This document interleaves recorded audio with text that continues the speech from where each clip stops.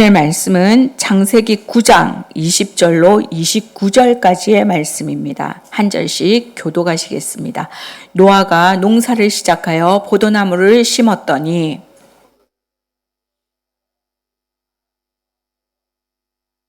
가나안의 아버지 함이 그의 아버지의 하체를 보고 밖으로 나가서 그의 두 형제에게 알림해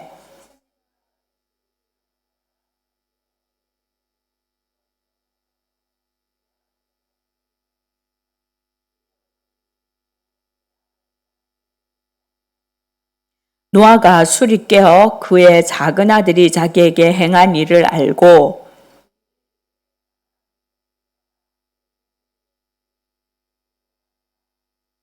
또 이르되 셈의 하나님 여호와를 찬송하리로다. 가나안은 셈의 종이 되고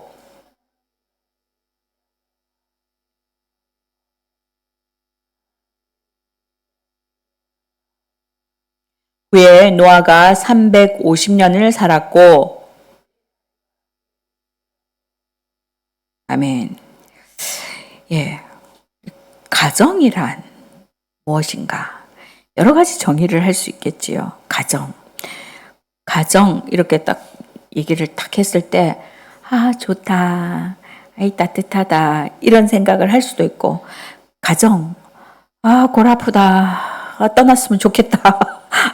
나 혼자 조용히 살았으면 좋겠다. 이렇게 생각할 수도 있겠습니다. 가정의 그 성경적 정의 가운데 하나는 벌거벗을 수 있는 곳입니다. 벌거벗을 수 있는 곳. 아담과 하와가 부부가 되었을 때 성경은 벌거벗었으나 부끄러워 아니하더라 라고 기록하고 있습니다. 벌거벗었으나 부끄러워 아니하더라. 정상적인 부부 관계를 묘사하고 있는 것입니다. 그러나 현실의 가정에서는 종종 이 벌거벗음이 부끄러움이 될 수 있고 벌거벗음의 부끄러움을 목격해야 하는 순간들도 있습니다. 어떤 의미에서 가정은 벌거벗을 수 있는 곳이기 때문에 서로의 실수나 부끄러운 모습들을 목격하기도 합니다. 나와 가장 가까이서 공간을 함께 나누며 사는 사람들에게서 허물이나 실수를 발견할 때 우리는 어떻게 반응해야 할까요?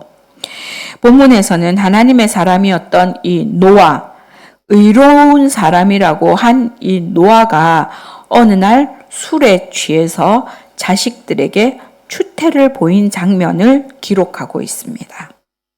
성경의 위대함이 여기에 있습니다. 성경은 거룩한 사람들의 이야기가 아니라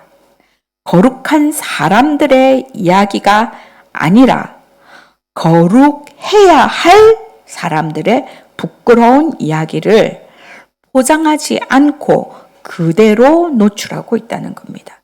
거룩해야 할 사람들의 부끄러운 이야기, 우리들의 이야기인 것이지요. 성경은 사람들의 생애를 미화할 생각이 조금도 없습니다. 누구니까, 누구의 자손, 누구의 조상이니까 미화해서 덮어주려고 하지 않습니다. 우리가 너무나 존경하고 사랑하고 따르고 싶은 믿음의 선배들의 생애 속에도 어둡고 그늘진 그리고 아프고 부끄러운 모습들이 있었던 것들을 여과 없이 그대로 폭로하고 있습니다. 우리가 여기서 주목해야 할 것은 성경이 절대로 정당화할 수 없는 그 부끄러운 모습들을 폭로하는 이유는 하나님께서는 이 부끄러울 무엇에도 불구하고 여전히 용납하시고 사용하신다는 것입니다. 그리고 가장 가까이 있는 사람들이 보인 그 반응을 통해서 우리에게도 교훈을 주고 있다는 것입니다. 특별히 우리가 가족의 실수를 목격할 때 우리는 어떻게 반응해야 할까요? 술에 취해 벌거벗은 이 노아의 모습을 자식들에게 노출한 장면에서 자식들이 보인 반응은 두 가지입니다. 오늘은 이 두 가지 반응의 차이와 그 결과를 살펴보려고 합니다. 자, 첫 번째, 함의 반응입니다. 본문 22절에 같이 읽을게요. 시작.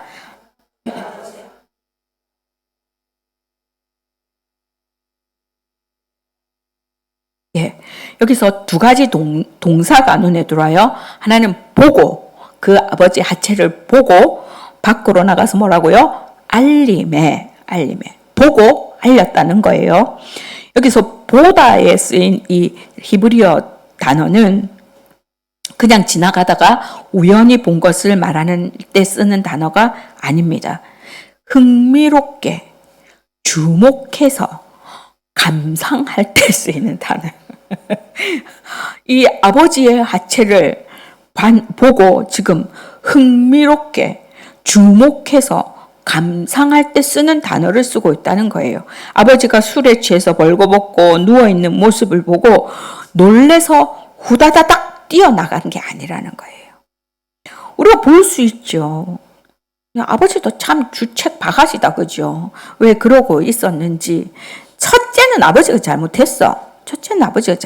그런데 지금 이 가나안의 아버지 함이 이걸 보고 놀래서 빨리 뒤로 나왔어야 되는데 그렇게 한 것이 아니고 아버지의 벗은 모습을 의미심장하게 보고 현장을 포착해가지고 지금 의기양양하게 나왔다는 거예요.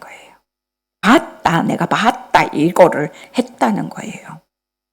다시 말해서 가까이 있는 사람의 부끄러움을 즐겼다는 거예요. 우리는 종종 이웃이 실수했다는 말을 들었을 때, 우리의 이웃들 가운데 넘어졌다는 말을 들을 때 즐기는 경향을 볼 수 있습니다. 어떻게 그 집 남편 회사 문 닫았대. 어떻게 그 집 아들 학교 때리치웠대. 겉으로 걱정하는 것 같지만 끝까지 잘 들어보면 결론은 그럴 줄 알았어. 오늘 저를 포함해서 우리 모두가 나의 언행에 대해서 다시 한 번 더 짚어봤으면 좋겠어요. 누구가 어떤 일이 있었대 이랬을 때 정말 아픈 마음으로 어떻게 그랬대. 내 가족을 생각하면서 같이 기도해야 할 것 같아.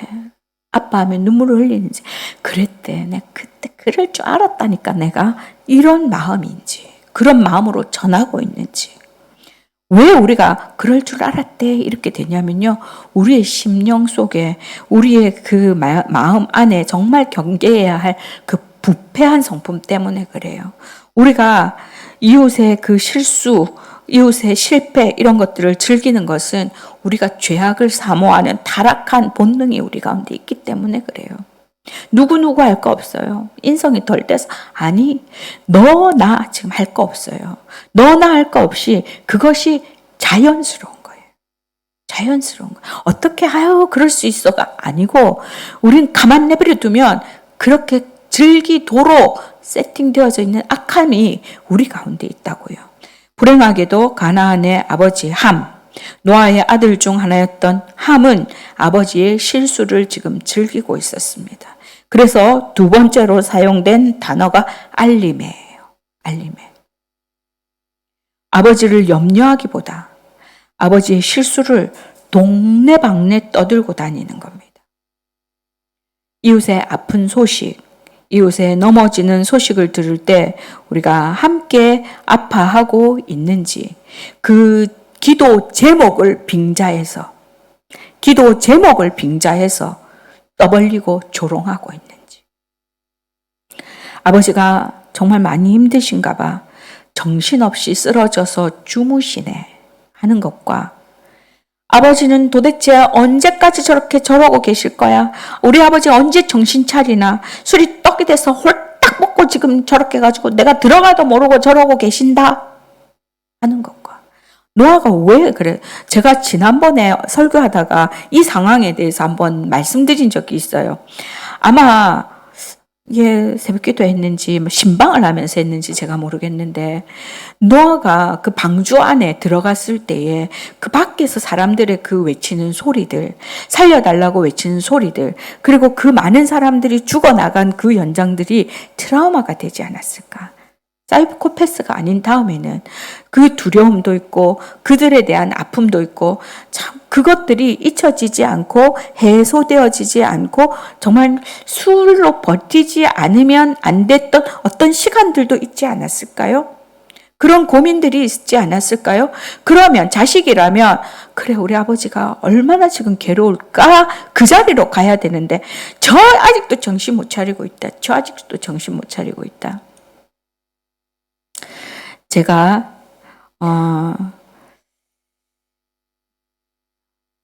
이혼을 하게 된 결정적인 이유가 우리 시아버지가 자살을 하신 거였어요.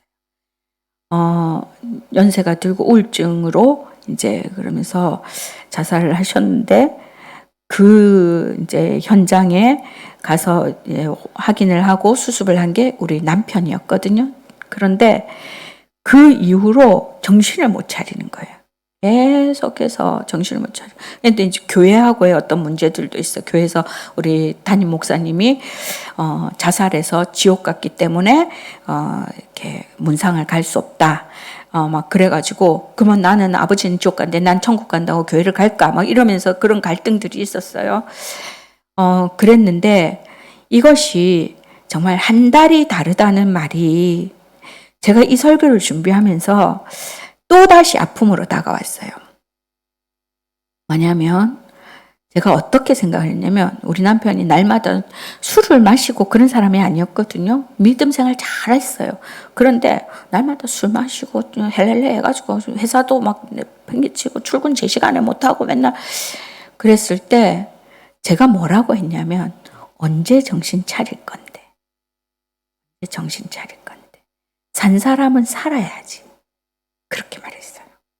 공감해주지 못했어요. 그 아픔에 공감하지 못하고 판단하면서 떠벌린 거죠. 언제 정신 차릴 건데.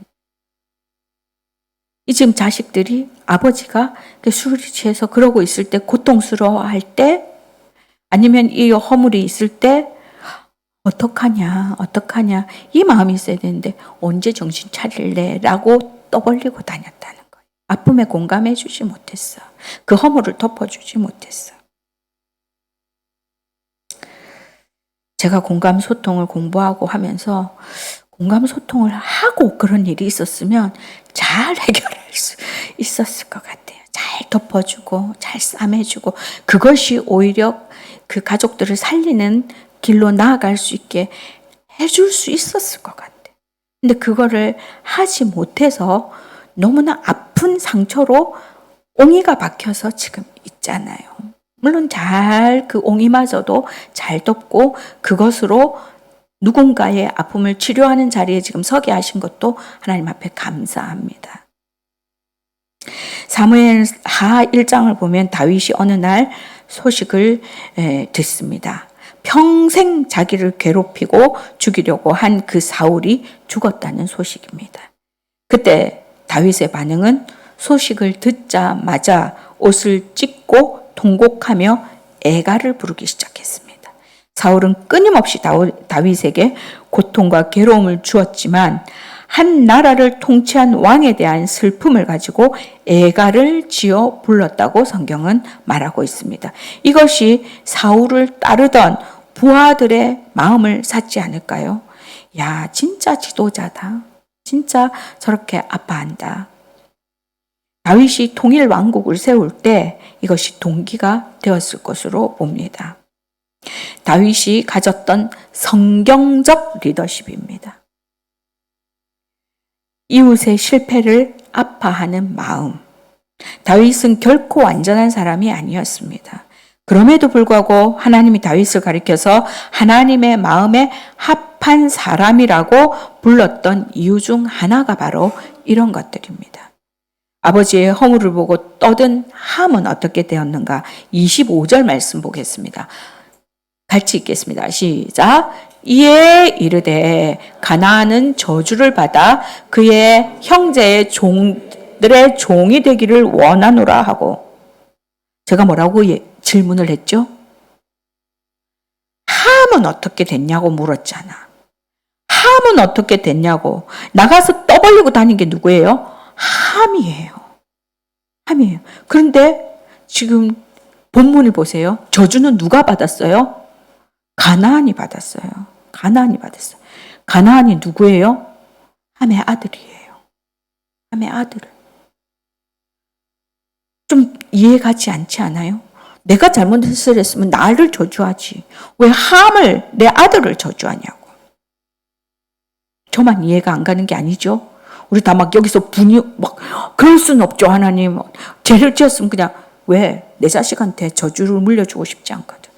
내가 죄 지었으면 나한테 그냥 내 대해서 끝나세요, 하나님. 이게 우리의 마음이죠. 많은 성경학자들도 우리와 같은 고민을 한 것 같아요.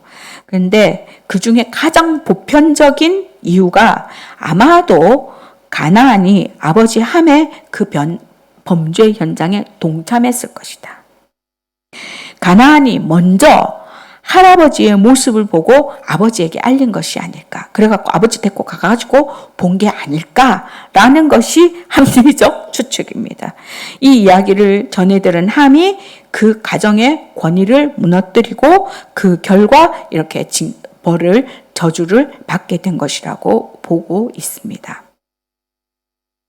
자, 노아가 아까 말씀드린 대로 잘한 게 없어요. 잘한 게 없어요. 아프다고 해서 우리 자녀들에게 모범이 되지 못하는 모습을 보인 것을 정당화시킬 수는 없어요. 술에 취해서 자식들 앞에서 그 부끄러운 모습을 보인 것도 잘한 것이 절대로 아니에요. 부모는 자식의 거울입니다. 우리 자식들이 어쩌니 저쩌니 속을 썩이니 어쩌니 저건 누구 닮았니? 누구 닮았겠어? 나 닮았겠지. 절대로 나 아니라고. 서장훈이 자기 그 부모님이 그 누구 닮았냐 하다가 밥 먹다가 싸워가지고 부부싸움 해가지고 서로 자기 안 닮았다, 니 닮았다 막 이렇게 해가지고 싸웠대요. 우리가 나쁜 거는 다 니 닮았고 좋은 거는 다 나 닮았고, 그죠? 다 없는 인물이 안 나와요. 없는 인품이 안 나와요. 다 우리를 닮아요. 우리가 거울처럼 보여주고 있어요. 우리가 좋은 본을 보이도록 힘쓰고 애써야 됩니다. 그러나 할아버지를 존중하지 못한 것을 우리가 범죄로 지목하고 있다는 사실을 기억해야 됩니다. 그 결과가 뭐예요? 가나안은 저주를 받아 그의 형제의 종들의 종이 되기를 원하노라. 그 예언대로 됩니다. 이들이 실제로 이스라엘 백성들의 종노릇을 하게 되는 모습을 볼 수 있습니다. 마태복음 7장 2절에 너희가 비판하는 그 비판으로, 마태복음 7장 2절, 너희가 비판하는 그 비판으로 너희가 비판을 받을 것이요 너희가 헤아리는 그 헤아림으로 너희가 헤아림을 받을 것이니라 말하고 있습니다. 우리가 누구를 비판하더라도 그것이 비단 아버지, 할아버지뿐만이 아니고 내가 누구를 비판할 때 그 비판하는 그 날카로움으로 내가 비판을 받게 될 것이고, 내가 그 헤아리는 넓은 마음으로 나도 헤아림을 받게 될 것이라는 것입니다. 두려우세요? 평안하세요? 저 좀 두려워요. 저 좀 두려워요. 저도 시선이 조금 까탈스럽거든요. 그래서 남의 허물이 잘 보여요. 예민한 게 있어. 쓸데없이 예민해. 잘 보여. 그 예민함이 다른 사람들도 저를 그렇게 예민하게 보고, 왜요? 내가 남의 예민함을 지적할 때 딱 가지고 있는 거지. 네가 그랬지? 그러면 그 다음에 내가 실수할 때 니는 그때 이렇게 지적하더니 니도 별 수 없네 라는 그 시선으로 저를 바라본다는 거예요. 근데 제가 그럴 수 있지. 이 넓은 마음으로, 항상 넓은 마음으로 이렇게 바라볼 때 그걸 바라보는 사람들은 저 사람은 항상 너그러워. 그럴 수 있지. 그 시선으로, 에이, 저분도 그렇게 해서 넘어질 수 있지. 저 사람도 그럴 수 있지. 라고 바라봐 줄 수 있다는 거예요. 그는 남의 허물에 대해서 항상 관용하더라. 너그럽더라. 그 시선으로 내가 헤아림을 받는다는 거예요. 두려우세요? 평안하세요? 노아가 술에 취해 벌거벗은 모습을 자식들에게 노출한 장면에서 자식들이 보인 두 번째 반응, 셈과 야벳의 반응입니다. 23절 말씀입니다. 같이 읽겠습니다. 시작. 셈과 야벳이 옷을 가져다가 자기들의 어깨에 메고 뒷걸음쳐 들어가서 그들의 아버지의 하체를 덮었으며 그들이 얼굴을 돌이키고 그들의 아버지의 하체를 보지 아니하였더라. 여기서도 두 동사가 눈에 들어옵니다. 어깨에 메고 그 다음에 덮었다. 자, 어깨에 메고 뒷걸음질을 쳐서 들어가서 아버지의 하체를 덮어 주었다고 말합니다. 오늘 말씀의 제목이 뒷걸음쳐 들어가서입니다. 뒷걸음쳐 들어가서. 히브리 그 문화권에서 어깨에 맨다고 하는 말은 봉사하는 태도 혹은 섬기는 태도를 말하는 것입니다. 구약의 이스라엘 백성들이 광야에서 법궤 옮길 때 어디로 옮겨요? 어깨에 메고, 어깨에 메고. 우리가 수레에 태울 때도 있지만 수레에 내릴 때도 손으로 하지 않고 어디로? 어깨로. 어깨에 맨다는 것은 봉사하는 태도를 말하는, 섬기는 태도를 강조하는 거예요. 손으로 들려면 어떻게 해요? 꼿꼿이 서야 되죠. 꼿꼿이 서. 어깨에 매려면 어떻게 해요? 일단 다리를 구부려야 돼. 일단 다리를 구부려. 허리를 숙여. 그래야 어깨에 맬 수 있어. 봉사하는 태도는 그래야 된다. 하나님 앞에 서는 태도는 그래야 된다. 아버지가 실수하는 와중에도 셈과 야벳은 여전히 아버지를 바르게 섬겼다는 거예요. 셈과 야벳은 아버지의 실수에도 불구하고 아버지를 섬기는 태도에 조금도 변함이 없었습니다. 여전히 아버지의 권위를 인정하고 한 걸음 더 나아가서 아버지의 부끄러움을 덮고자 했습니다. 왜요? 아버지를 사랑하니까. 베드로전서 4장 8절 말씀에 사랑은 허다한 죄를 덮느니라. 내 시선이 날카로운 거 뭐 때문이에요? 사랑이 부족해서 그래요. 사랑이 부족해서. 사랑은 덮습니다. 사랑할 때만 덮을 수 있습니다. 사랑할 때만 용서할 수 있습니다. 여러분의 남편을 사랑한다면 여러분의 남편의 부끄러움을 용서해야 합니다. 용서할 수 있어야 합니다. 자식도 용서하십시오. 지금 내가 저거를 내가 우리 자식을 위해서 기도하면서 그런 마음이세요? 나도 그렇게 컸어. 내 큰 대로 걔도 하고 있는 거야. 용서하세요. 여러분의 부모님 용서하세요. 부모도 몰라서 그랬어. 요즘처럼 막 부모 교육을 했나? 아니. 먹고 살기 바빴고 내 아버지의 아버지가 하던 대로 내 아버지의 어머니가 하던 대로 그렇게 밖에 할 줄 몰라서 그랬어요. 나한테 상처 주고 싶어서 그런 거 아니에요. 나 죽으라고 한 게 아니에요. 또 먹고 살기 너무 바빴기 때문에 나를 돌아볼 여력이 없었어요. 우리가 지금 자녀를 보고 막 아주 그냥 애들이 일거수일투족을 아주 그냥 감독을 하고 막 아주 시간대로 짜가지고 뺑뺑 돌리는 거 뭐예요? 시간이 남아 돌아서 그래.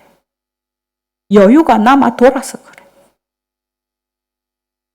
먹고 살기 정신이 없어 보세요. 마음은 있으나 그럴 여유가 없어. 사랑하지 않는 게 아니에요.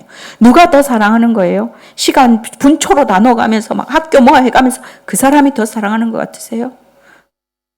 먹고 살기 바빠서 가슴은 피눈물이 나지만 돌아볼 여력이 없는 그 사람이 더 사랑할 것 같으세요? 똑같다. 그죠? 똑같아요. 부모가 자식 사랑하는 거 똑같아. 용서하세요, 우리 부모님. 내가 우리 부모만 잘 만났으면, 아니, 부모 잘 만났어도 나는 그 모습 그대로 됐을 거야. 용서하세요. 특별히 아버지들 좀 용서하세요. 엄마의 모습은 세월이 지나도 별로 그렇게 변하지 않아요.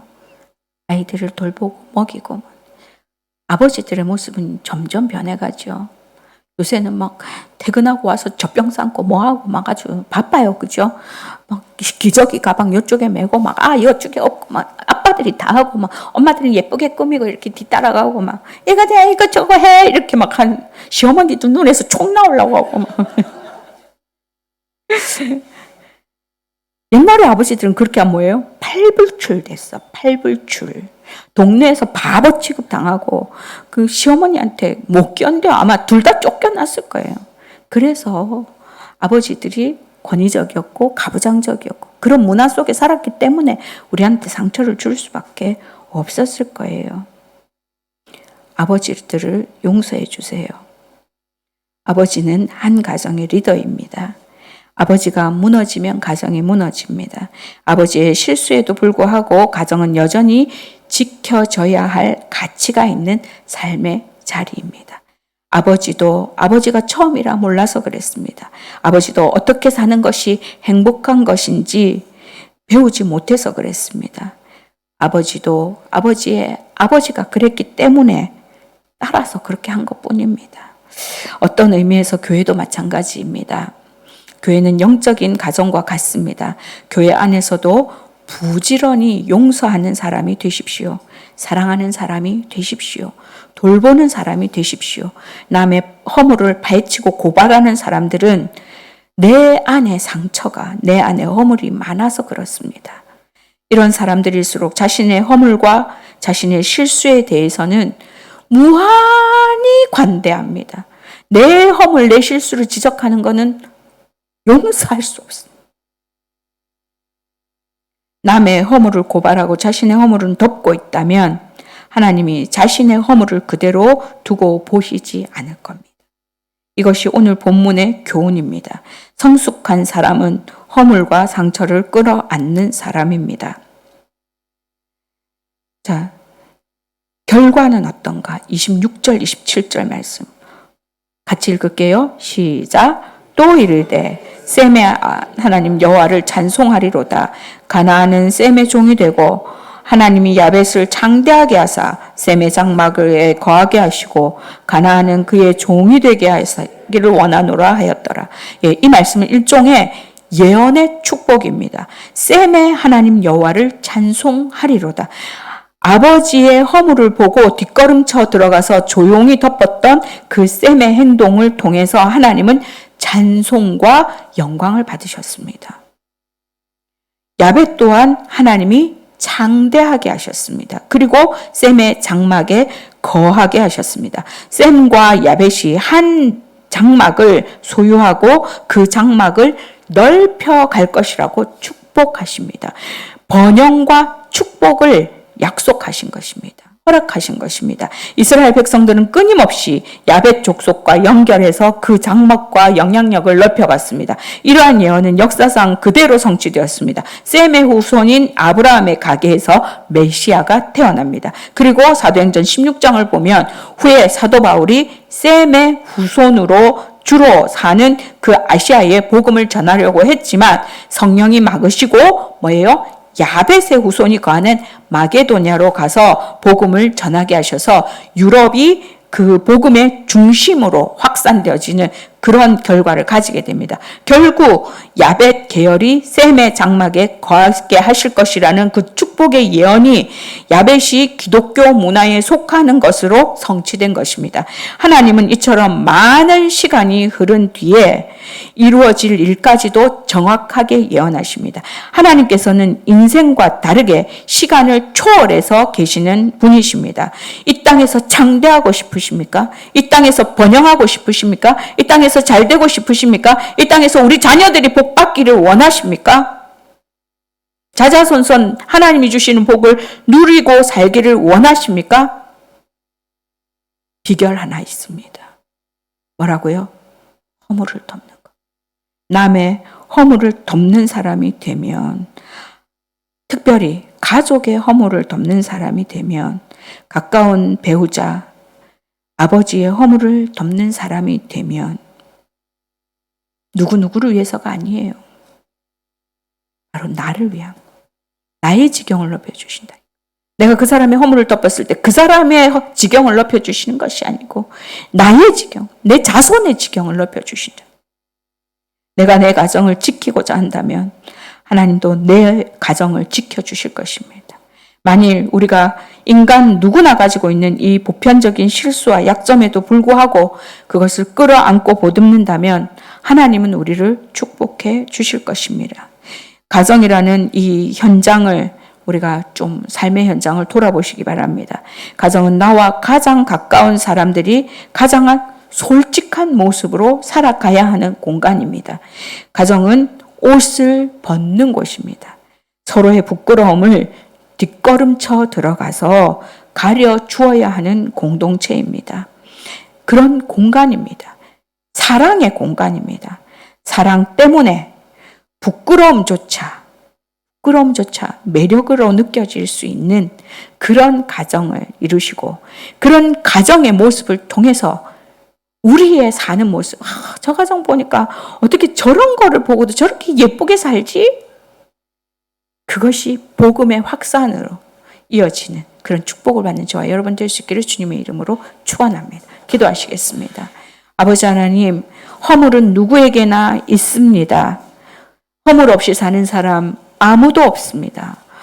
그럼에도 불구하고 허물을 덮는 사람이 있는가 하면 들추어내어 알리는 사람이 있습니다. 우리는 어디에 서 있을까요? 아버지 하나님, 허물을 덮고 또 이렇게 함께 걸어가는 속에 사랑의 공동체 안에 하나님의 축복이 있음을 이 시간 깨닫습니다. 우리의 자자손손이 하나님 복을 받는 그런 가정이기를 원합니다. 내 입이, 내 삶이 변화되게 하여 주옵소서. 감사드리며 예수님의 이름으로 기도합니다. 우리 자리에 내서 함께 찬양하겠습니다.